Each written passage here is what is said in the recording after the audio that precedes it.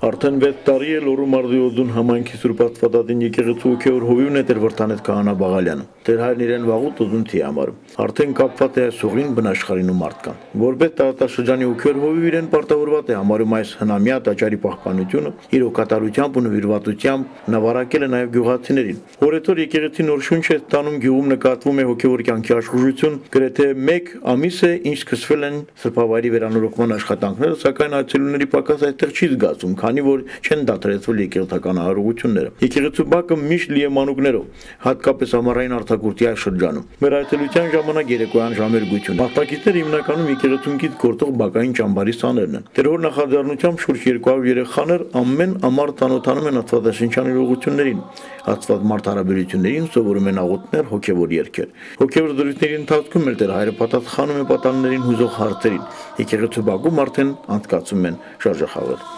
Մենք փորձում ենք երեխաներին բարոյական դաստիարակություն տալ այստեղ, որպեսզի երեխաները ամառվա ընթացքում ոչ միայն հանգստանան, այլ նաև կարողանան իրենց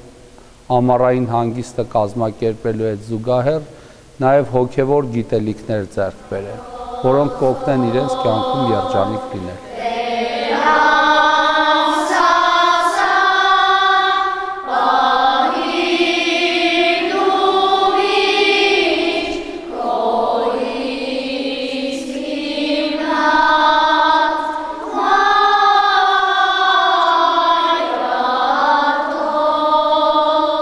Ճամբարի շնորհիվ բացահայտվում են նաև շնորհալի երեխաները։ Երգչախմբի անդամներից շատերը չգիտեին, որ իրենք հրաշալի ձայն ունեն եւ կարող են հոգևոր շարականներ երգել։ Այժմ եկեղեցական բոլոր արարողությունների եկեղեցություններն իրենք են կատարում։ Շուշանիկ Արոյան ուրախանում է, որ այս ճամբարի շնորհիվ երեխաները կապվում են եկեղեցուն ու հայրենի հողին։ Դրա միակ մտահոգությունն այն է, որ տարեստարի գյուղից հեռացողները շատանում են։ Այդ է պատճառը, որ նախորդ տարվա համեմատ այս տարի պակասել է ճամբարականների թիվը։ Քանի որ մեր գյուղը